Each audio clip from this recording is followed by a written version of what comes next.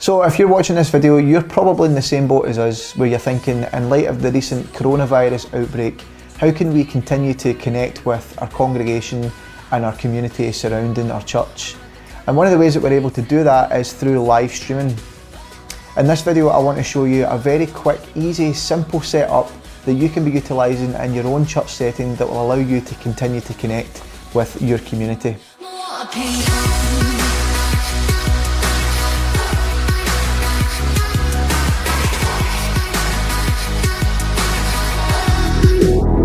So first of all, let's talk about resources. At Philip Connections, we've been live streaming our church services for the past couple of years on a piece of software called Switcher Studio, which we'll talk about in a wee second. But Switcher Studio operates entirely on Apple products. So if you've got access to an iPad and an iPhone or an iPod, then you're already halfway there. Your iPhone or your iPod will act as your camera, and Switcher Studio is able to operate up to 9 of these at any given time. And your iPad acts as your switcher, so this will control all your camera angles, your text overlays, your live comments, etc, etc. And then finally, you're going to need a Wi-Fi setup. So if you've got Wi-Fi in your sanctuary or access to some sort of personal hub that is capable of uploading 2 to 3 megabits per second, then you're good to go. So next up, let's look at the Switcher app itself. You can download this from the App Store, just search Switcher Studio, download it to your iPad and any iPhones or iPods that you're going to be using as cameras. Once you've downloaded them, make sure you're on the same Wi-Fi network and open up the apps.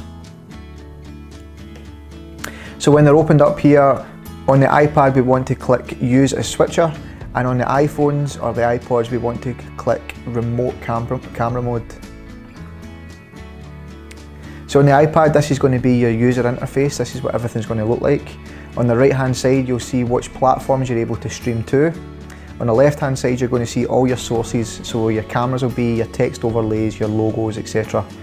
So to add a camera, we're going to press this little button down the bottom left, the camera icon, and we're just going to click the source. So in my case, it's my iPhone, so I'll click that. What you'll see is on the iPhone, it will pop up, and then we are good to go. So I'm now operating, this is going to be a camera on my iPhone. I can have up to 9 of these at any given time, and on the user interface you're going to see all these different camera angles, and it's as simple as tapping them to change what camera angle you want. So once you've set up all your different camera angles and all your different views, you then need to determine what platform you're going to stream to. So in our case, we stream to Facebook, so we would just hit the Facebook icon and then connect it to our Facebook channel. So you've got various different tabs at the bottom that you can be utilising in your own live stream. The first one, as I said, is going to be what sources your cameras are coming from, so your iPhone, your iPod. The second one is what platform you're going to stream to, so if it's Facebook or YouTube, LinkedIn. The third tab is your transitions, so if you want it to have a nice cross dissolve or a wipe or whatever, choose whatever your preference is.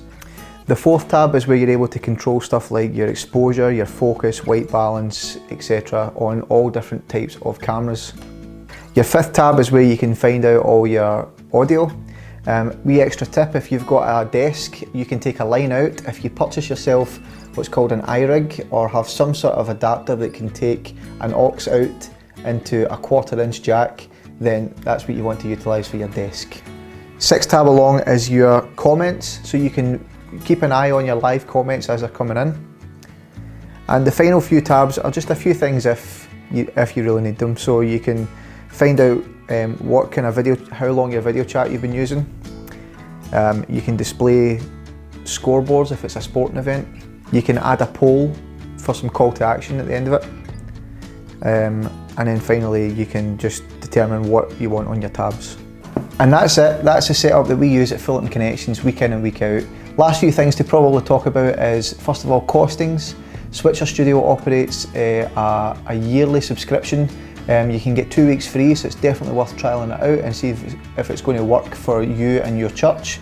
The pack that we're subscribed to is the Essentials pack, which is about £309 a year. That works out about £25 a month, or less than £7 a week. And then finally, licensing is really important to check out as well. So we have a CCLI license that covers us to be playing live worship during our church service. It does not cover us, however, for any pre-recorded music. So any music that's coming from like Spotify, Apple Music, YouTube, it doesn't cover us for that. So we try our best as possible to stay away from that. So thanks for checking out this video. I hope you enjoyed it, and I hope it's going to be helpful for you in your church setting. This is just one of the very many ways that you can be live streaming your service. There are a lot of other live streaming platforms that you can be using. This is the one that we use. We find it really super simple to use. So you might find that way too. But all the very best with it, and if you've got any questions, please feel free to send me a private message and I'll do my best to answer it. See ya!